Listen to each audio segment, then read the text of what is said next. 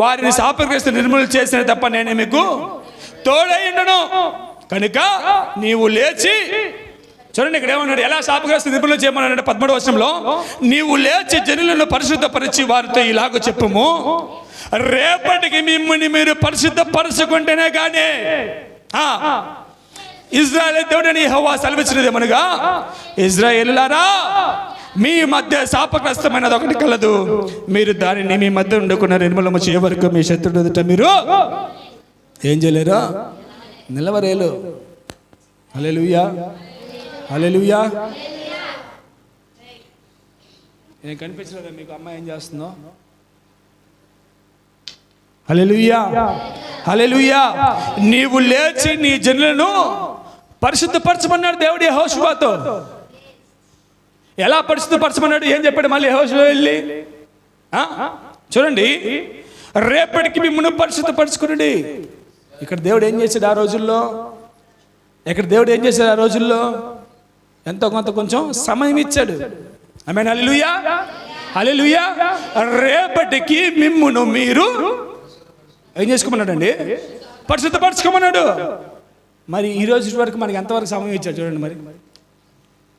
ఆమేన్. పాపం ఇజ్రాయేల్కి short time period అనమాట, రేపే. కానీ మనకి ఇన్ని రోజులు మనం బతికి సజీవలో మనం చేసిన తప్పులుంటేనే పాపలుంటే అవన్నీ చేస్తూ ఉన్నాం. కానీ ఇప్పటికి మనం ఎలా ఉన్నాం? ఇప్పటికి ఎలాగున్నాం? బాగున్నావు నువ్వు అనుకుంటావు. టైం అయిపోతుంది చూడండి. దేవుడు సమయం ఇచ్చాడు కదా. ఇక్కడ ఇజ్రాయేల్ ప్రజలకు ఏమి ఇచ్చాడు? కొంత సమయాన్ని ఇచ్చాడు కదా. రేపటి దినమని సమయం ఇచ్చాడు కదా. ఆ సమయము అయిపోతే, ఒకవేళ ఆ సమయం అయిపోతే, ఆ సమయం అయిపోతే ఏమైపోతావు? ఏమైపోతావు? కటిక చీకట్లకి నువ్వు కూడా వెళ్ళిపోతావు. హల్లెలూయా. కనుక దేవుడు గొప్ప సమయాన్ని ఇచ్చాడు మనకి. కనుక ఈ సమయాన్ని బట్టి మిమ్మల్ని మీరు ఏం చేసుకోవాలా? ఏం చేసుకోవాలా? పరిశుద్ధపరచుకోవాలి. పరిశుద్ధపరచుకొని ఇజ్రాయేల్ దేవుడు సెలవిచ్చిన ఇజ్రాయేలురా మీలో శాపగ్రస్తమైన ఉన్నాయి, వాటిని నిర్మూలన చేయు వరకు శత్రువుల ఎదుట ఏం చేస్తారు? పరిశుద్ధ పరిస్థితి నిలవలేరు. అలా కాకుండా దేవుని పరిశుద్ధపరచుకోకపోతే నీ అప్పుల బాధ అట్టే ఉంటుంది. నీ కుటుంబంలో తగాదాలు జరుగుతూనే ఉంటాయి. పొద్దున గొడవే, రాత్రి గొడవే. ఎప్పుడు పరిశుద్ధపరచుకోకపోతే, దేవునికి ప్రార్థించకపోతే, కుటుంబ ఆరాధన లేకపోతే, ఉపవాసంతో కూడిన ప్రార్థన లేకపోతే, నీకు వచ్చిన రాబడంతలో దశంభాగం దేవుని సమర్పించకపోతే ఏమవుతుంది? ఏమవుతుంది? ఏమవుతుంది? సమర్పించకపోతే శాపగ్రస్తులం అవుతామండి. హల్లెలూయా. వాక్యం చెప్పేది కదా, అది వాక్యంలో ఉన్న మాటే కదా. మరి అట్టిగా పాటిస్తున్నాం ఆ నియమాలను. హల్లెలూయా, హల్లెలూయా. దేవునికి సమర్పించుకొని ఒక బలియాగముగా ఆయన తను అప్పగించుకున్నాడు కదా. మరి నీ అర్పణ ఏంటి దేవుని దగ్గర? ఆ రీతిగా చెప్పిన వెంటనే వారు ఏం చేసేటండి? ఉదయమున 14 వచ్చిన మీ గోత్రముల వరుసను బట్టి మీరు రప్పింపడుతురు. అప్పుడు యెహోవా ఏ గోత్రమును సూచించునో అది వంశముల వరుస ప్రకారం దగ్గరికి రావలేను. యెహోవా సూచించి వంశము కుటుంబముల ప్రకారం దగ్గరికి రావలేను. యెహోవా సూచించి కుటుంబముల పురుషులు వరుస ప్రకారం దగ్గరికి రావలేను. అప్పుడు శపితమైనది 15వ వచనం చదివితే, శపితమైనది ఎవని యొద్ద దొరుకునో వానిని వానికి కలిగిన అందరినీ అగ్ని చేత కాల్చివేయవలెనని ఏలైనగా వాడు యెహోవా నిబంధనను మీరి ఇశ్రాయేలీయుల దుష్కార్యం చేసిన వాడు ఏం చేస్తున్నాడు దేవుడు? చూడండి, ఇక్కడ ఎండాకాలం వచ్చింది ప్రభువా, యుద్ధానికి పోయాను నాయన, ఏసీ వచ్చిందయ్యా, ఏదో సలదనంగా ఉందామని ఏసీ తెచ్చుకున్నా, దయచేసి నాకాడ ఉంచు ప్రభువా అని నువ్వు రేపటి కూడా దాన్ని ఉంచుకున్నావు అనుకో. అక్కడ దేవుడు చేసిన కొంత టైం ఇచ్చాడు లేదా? వాళ్ళకి టైం ఇచ్చడం లేదా? నాకు మోటార్ సైకిల్ ఉంది ప్రభా, కాళ్ళు తొక్కి తొక్కి నొప్పులు ప్రభా, లేక బైక్ కనిపించింది నాయన, తెచ్చుకున్న ఇంక నుంచి నేను బైక్లో తిరుగుతాను నాయన అని ఆయన చెప్పిన రేపటి దినం దాకా నువ్వు ఉంచుకున్నావు అనుకో. దేన్ని శపితమైన దాన్ని, బైక్ను కాదు. ఆమేన్, హల్లెలూయా. శపితమైన దాన్ని ఉంచుకున్నావు అనుకో. గొంతులు అయిపోతుంది ఈరోజు నాకు. శపితమైన దాన్ని ఉంచుకుంటే ఏమన్నాడు చూడు, నైనా ఫస్ట్ పిలుస్తాడు, నయోమి కుటుంబం నూరా, చెనక కుటుంబం నూరా, ఎస్రమ్మ కుటుంబం నూరా, సుదర్శన కుటుంబం నూరా అని పేర్లు పెట్టి మన కుటుంబాన్ని వంశపరందాన్ని పిలుస్తూ ఉంటాడు. అందరం ఏం చేస్తాం? వరుస క్రమంగా వస్తూ ఉంటాం. దేవునికి తెలియదు ఎవరికాడ ఏముందని. వాళ్ళు ఎవరి దగ్గర దొరికిందనుకో, ఆ శపథమైన దేవత దొరికిందనుకో, ఏం చేస్తాడు దేవుడు? ఏం చేశాడు దేవుడు? చదవండి. ఏమి చదవాలనిపించలేదు, భయపడుతున్నారు ఎందుకు ఇప్పుడే? ఈ భయం మరి పరిశుద్ధంగా ఉంటే ఇంకెందుకు? హల్లెలూయా, హల్లెలూయా, హల్లెలూయా, హల్లెలూయా. చూస్తే వాడి కలిగిన వారందరిని అంట, ఎవరిని? వానిని. ఏది? దొంగతనం చేసిన నిన్ను ఒక్కనే కాదు, శపితమని తీసుకొచ్చి పెట్టి నిన్ను ఒక్కనే కాదు, వానిని, వానికి కలిగిన వారందరినీ అగ్ని చేత. మరి నీ వల్ల శపితమైనది ఒకవేళ నీ దగ్గర, నీ వల్ల ఏమవుతుంది? నీ కుటుంబము నీతో కలిసి అగ్ని చేత కాల్చివేయవలెను. ఏలయనగా వాడు యెహోవా నిబంధనను మీరి ఇజ్రాయేల్ దుష్కార్యము చేసిన వాడని అంటారండి. మరి ఈరోజు మన సాక్ష్యం ఏంది? ఇప్పుడున్న తప్పులు చేస్తా, ఇప్పుడున్న దొంగ సాక్ష్యం ఇస్తా, ఆయన మెట్టలే దొంగ సాక్ష్యం ఇస్తున్నావు. నువ్వేం చెప్పినా నేను చెప్పేవాళ్ళు వినేవాళ్ళు నమ్ముతున్నారేమో. కొంతమంది మాటలు చెప్తే ఎలా ఉంటాయంటే, అబ్బా నిజమేనేమన్నట్టు ఉంటాయి. లేరు అలాంటి వాళ్ళు మీ దగ్గర? మా దగ్గర చాలామంది ఉన్నారు. లేని మాటలు చెప్తారు కొంతమంది, నిజంగా జరిగినట్టు చెప్తారు, కళ్ళకు గట్టినట్టు చెప్పేస్తారు కథ. అప్పుడు మేమేమనుకుంటాం? ఏమో నిజమేనేమో దేవా అనుకుంటాం. కానీ మాకు తెలిసి అది జరిగిన పని కాదని. హల్లెలూయా, హల్లెలూయా. అటువంటి మాటలకు లోబడి నువ్వు శపితమైనవి చేర్చుకుంటే అదే కదా అన్నాడు కూడా అయి ఉంటుంది. ఒకడు అని ఉంటాడు, అయ్యయ్యా దేవుడు తీసుకోవద్దన్నాడు కదా, దేవుడిని తీసుకోవద్దన్నాడు కదా. ఏమనంటాడు ఇంకొకడు? దేవుడేముందులే, కావాల్సింది మన కుటుంబం కదా, ఆయన మన కుటుంబ యజమాని, మన వంశపు యజమాని ఆయన, మనం కదా బతకాల్సింది. ఆయనకి ఆయన పైన చేస్తున్నాం చల్లగా ఆకాశంలో కూర్చొని, మనం కదా భరించేది బాధలన్నీ ఇక్కడ అని ఒకరు చెప్పిన మాటకి నువ్వేమైపోతున్నావు? వెలుగులో ఉన్న నీవు కూడా చీకటిలోకి వెళ్ళిపోతున్నావు, గట్టిగా చీకటిని వెతుక్కుంటున్నావు, శాపగ్రస్తులైపోతున్నావు, వద్దన్న దాన్ని దొంగ నుంచి తెచ్చిపెట్టుకుంటున్నావు. అటు వారికి యెహోవా అగ్ని చేత దొంగలిన నిన్ను మట్టుగా కాదు, వానికి కలిగిన వారందరినీ అగ్ని చేత కాల్చివేస్తారంటండి. జాగ్రత్త, బీ కేర్ఫుల్. ఆమేన్, హల్లెలూయా. ఏదో నాకు మీ మీద కోపం అని కాదు, నాకేం అన్యాయం చేయాలి మీరేమి, దేవుని యొక్క వాక్యం చెప్తుంది ఆ రీతిగా సేవకులంగా హెచ్చరించాలా. హల్లెలూయా. చేసిన తప్పుని హెచ్చరించుకుంటే మన మనస్సులో క్షమాపణ గుణం కలిగితే నీవు పరిశుద్ధపరచబడతావు. ఆమేన్, హల్లెలూయా.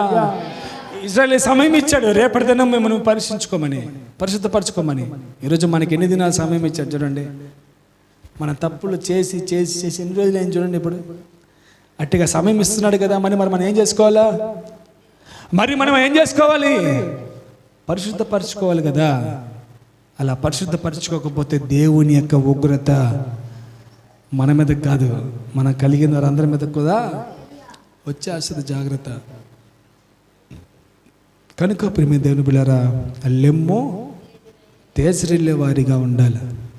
అంతేకాని పాటలు పాడాలి, నీకు వచ్చినా పాటలు పాడు, చప్పట్లు కొట్టని ఓపికన్నా చప్పట్లు కొట్టవు. దేవుని సంతోషంగా ఆరాధించి అభిషేకం నీకున్న ఆరాధించవు. ఏమని నెగిడితే నేను తప్పు చప్పట్లు కొడితే గట్టిగా పాటలు పెడుతున్నాను ఏమంటారు అని ఏం చేస్తున్నావు? కట్టిక చీకట్లోకి వెళ్ళిపోతున్నావు. హల్లెలూయా. కొంతమంది మనసులో ప్రార్థన ఏం చేస్తున్నాం? ప్రార్థన చేస్తున్నా. ఏంది? ఏం ప్రార్థన? నిద్ర ప్రార్థన. అది ప్రార్థన చేయమంటే బహిరంగముగా మనం గద్దించి నోరు తెరిచి ప్రార్థిస్తేనే దేవుని ఎట్లా మనకు ఒక కాన్సన్ట్రేషన్ ఉంటుంది, ఏకాగ్రత ఉంటుంది. అలాగే కొంతమంది ప్యాషన్గా నిలబడుకుంటారు, ఎట్లో నిలబడుకుంటారు ప్యాషన్గా. ఏం చేస్తున్నారు? ప్రార్థన చేస్తున్నారు. నిలబడుకున్న కూడా ఉన్నారు. ఎంత వరమో చూడండి, దేవుడు ఇచ్చిన బహుమానం వాళ్ళకి. అట్టా ప్రార్థన చేసే దేవుడు ఎన్నడు జాగ్రత్త. అనుకున్న శ్రమను బట్టి, అనుకున్న ఇబ్బందులు బట్టి, ఒకవేళ యెహోవా మహిమ మన మీద ఉన్నప్పటికీ కూడా వెదజల్లలేక నీ ఉంటే చేయవలసిన పని ఏమిటంటే లెమ్ము అన్నాడు. లెమ్మునకు సాదృశ్యము సువార్త, సువార్త అనే యొక్క ప్రార్థన. ఆ ప్రార్థన మనలో ఉంటేనే మనం ఏం చేస్తామంటే ప్రకాశిస్తాం. హల్లెలూయా. లెమ్ము తేజరిల్లు అన్నాడు కదా, ఆ రీతిగా నువ్వు తేజరిల్లుతో ప్రేమ దేని పెట్టారా కనుక ఇక్కడ అన్నాడు దేవుడు. ఏమన్నాడు ఇక్కడ యెహోషువతో? ఏమన్నాడు 10వ వచనంలో? యెహోషువ 7:10 యెహోవా యెహోషువతో ఇట్లా, నేను లెమ్ము, నీవేళ నీ ముఖమును మోపుకొందువు. ఏ ముఖాన్ని దాచిపెట్టుకుంటున్నావా? ఈరోజు సేవకులంగా దేవుడు మమ్మల్ని కూడా లెమ్మన్నాడు. ఆనాడు యెహోషువ లేమన్నట్టు లేచి ఉన్నాం, సువార్తను ప్రకటిస్తున్నాం, పరిశుద్ధపరచుకొని చెప్తున్నాం. పరిశుద్ధపరచుకుంటే కొంత సమయం ఇచ్చి పరిశుద్ధపరచుకుంటున్నాం. పరిశుద్ధపరచుకుంటే మంచిదే, పరిశుద్ధపరచుకోకపోతే ఏ అగ్ని నా మీదకి రాదు. ఎందుకంటే సువార్తను ప్రకటించా, ఉన్నది నీతి వివరించా, చేయాల్సిన పని చెప్పా. చేయకపోతే ఏంటి శాపగ్రస్తమని ఇంకా నీ ఎదుట ఉంటే ఏం చేస్తాడు దేవుడు? ఏం చేస్తాడు? అగ్నిగుండం చేత కాల్చి వేస్తాడు. జాగ్రత్త. హల్లెలూయా, హల్లెలూయా. కనుక శపితమైనవి మనలో ఏమైనా ఉన్నాయేమో మనం పరీక్షించుకునే వారిగా ఉండాలి. అలా శపితమైనవి నీలో ఉంటే యెహోవా మహిమ నీ మీద ఉంటుందా?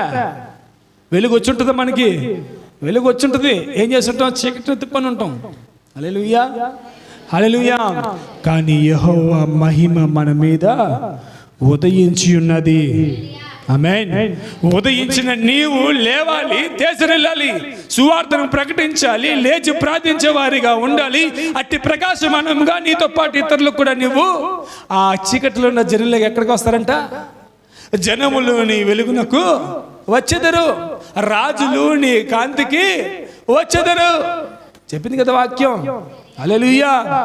అట్టి ప్రకాశమానమైన సంఘముగా షెకినా సంఘము ఉండునుగాక. ఆమేన్. హల్లెలూయా. మోకరించి ప్రార్థన చేసుకుందామా? దేవుడి యొక్క వాక్యమును దీవించునుగాక. చేసుకుందామా దేవునితో ఒక నిబంధన? అవును నాయన, ఒకవేళ ఇప్పటి వరకు నీ వెలుగు మా మీద ఉంది చాలులే అని కొద్ది మట్టుకు వారికి సంతోషిస్తున్నాం, బాగుండాలని అనుకుంటున్నామేమో. మేము అనుకున్నామేమో తండ్రి. కాదయ్యా, నువ్వు మాతో మాట్లాడావయ్యా. ఆ వెలుగు స్వీకరించిన నీవు లెమ్ము, తేజరిల్లుము అన్నావు. యెహోవా మహిమ మా మీద ఉందని సెలవిచ్చావు కదా నాయన. అవునే, నీ మహిమ మాలో ఉంది.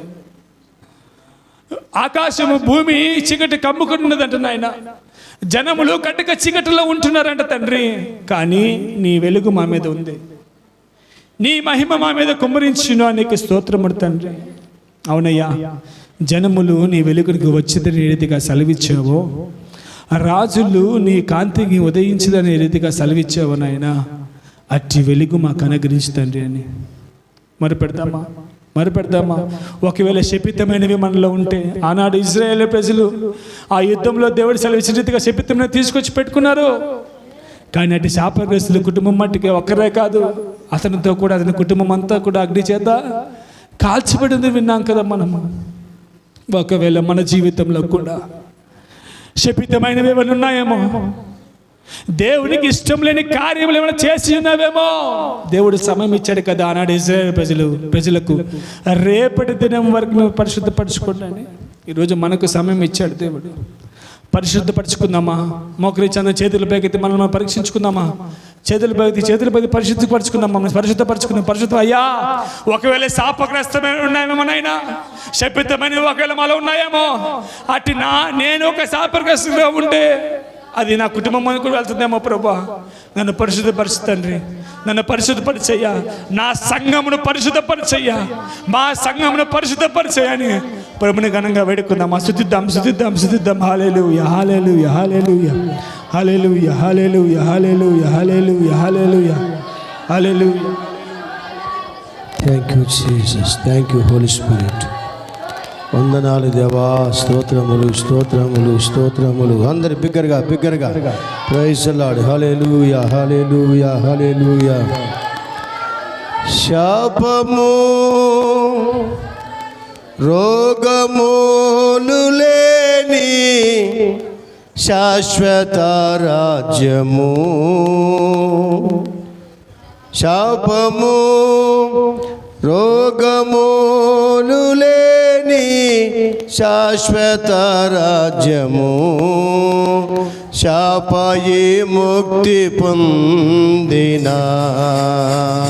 శాంతమూర్తుల స్వాస్యమదేనా, శాపయి ముక్తి పొందిన శాంతమూర్తుల స్వాస్యమదేనా, తేజోవాసుల శ్వాసమందు నన్ను దేచుటే నీ నిత్య సంకల్పమా, నన్ను చేర్చుటే నీ నిత్య సంకల్పమా.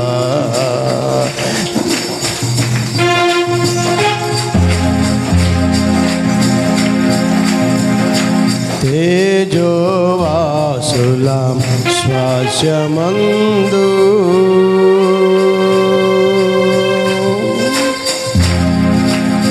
ప్రార్థన చేసుకుందాం. మమ్మల్ని మిక్కిలిగా ప్రేమించిన మా తండ్రి, మిమ్మల్ని మీరు పరిశుద్ధపరచుకోమని, నేను పరిశుద్ధుడనే ప్రకారం మీరు పరిశుద్ధులుగా ఉండాలని మీ అమూల్యమైన రక్తముతో మమ్మల్ని కడిగావు, పవిత్రపరిచావు. నమ్మదగిన దేవుడివి, దుర్నీతి నుంచి మాకు విమోచనం ఇచ్చి విడుదల చేశావు. శాప సంబంధమైన ఏ అపవిత్రమైనది మాలో లేకుండా ఆనాడు ప్రభువా ఆకాను శపితమైన దానిని చేతపట్టుకొని ఆ గోత్రానికి మొత్తానికి శాపం తెచ్చారు. తండ్రి, శాపగ్రస్తమైనది ఏది మా గృహాలలో మా జీవితాల్లో ఉండకుండా శాప విమోచన కొరకు